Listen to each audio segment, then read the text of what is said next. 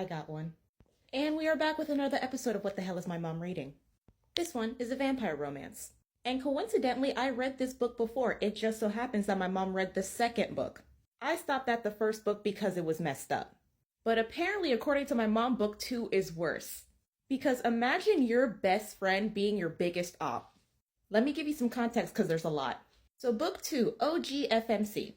She winds up being fated mates with a vampire general who just so happens to be a prince. It's just that his other brother took the throne.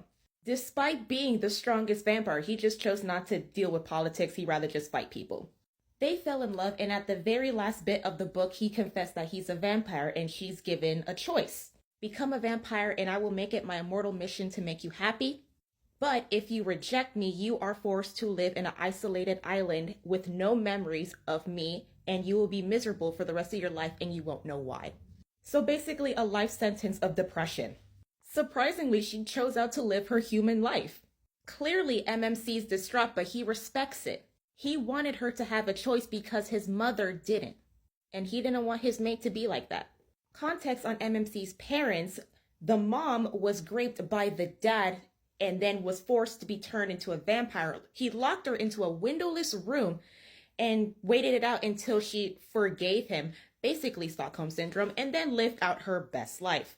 And apparently that's the vampire culture in case your mate just happens to be a human. Grape them, turn them, lock them up, develop Stockholm Syndrome, move about your business. MMC wanted to break the cycle, but being the main character, not everything goes your way. You see, the MMC forgot to mention a little tidbit. And the best friend and his brother, the Vampire King, made it known to her about that little tidbit that he missed out.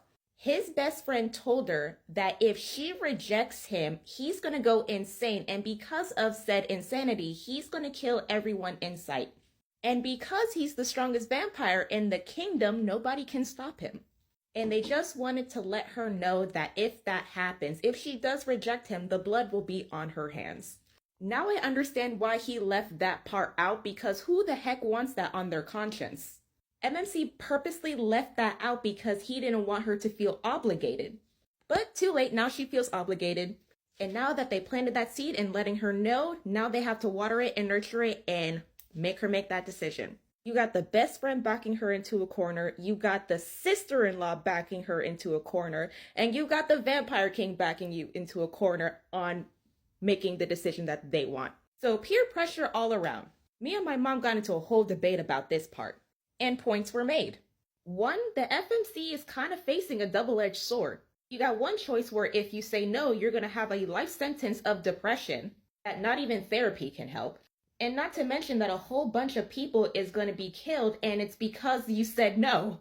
But if you choose immortality, not only do you have wealth, status, and a fine man who protects you from all of it, but with royalty and power comes assassins. But let me tell you something, with in-laws like that, who needs enemies? Now this point that my mom made is that she's grown. She can make her decision. She can say no. It is not her responsibility to take care of a bunch of people. Not to mention, you have a whole army and you can't handle one man.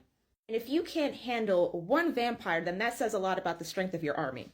Not to mention, doesn't that man train his army? So wouldn't they be prepared to take care of him if that route happens? Don't you have something in place to handle that? But no, you want her to deal with it. But wrapping book up, she says no at first. She wanted to see how it goes. He was about to lose his shit, and then she quickly changed it with a yes. Moving on to book 2. Now, this series is an interconnected series, and we are almost reaching like the 20s in the number of books. Book 2 is about OG FMC's best friend. Fam, I'm going to let you know right now that the best friend is her ride or die. Bestie moved to 2 different states to be with OG FMC so that way she wouldn't be by herself. Literally picked up her life to go be with FMC. And she did it again and moved to a whole different country to be with FMC so that way she wouldn't be by herself in the Vampire Kingdom. Like, mad respect for her. But remember what I said in the beginning? Imagine if your best friend is your biggest op. OG FMC is the antagonist for book 2, her best friend.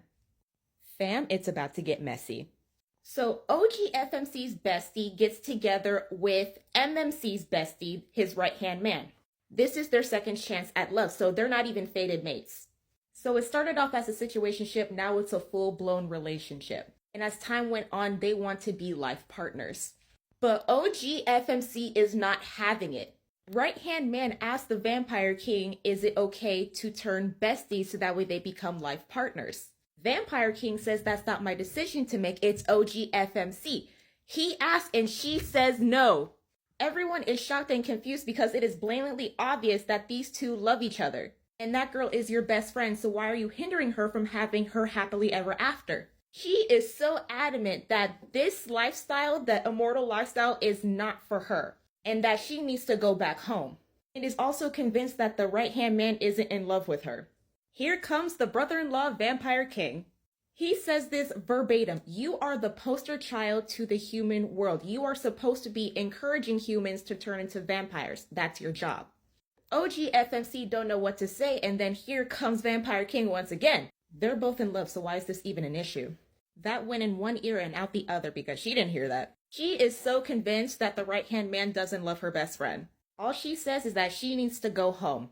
Now I know what you're thinking. Where's the OG MMC in this? Why isn't he saying anything? He is too kitty cat whipped to be present. In this book, he's just a lovesick puppy without a thought. So during the entire duration, he says nothing.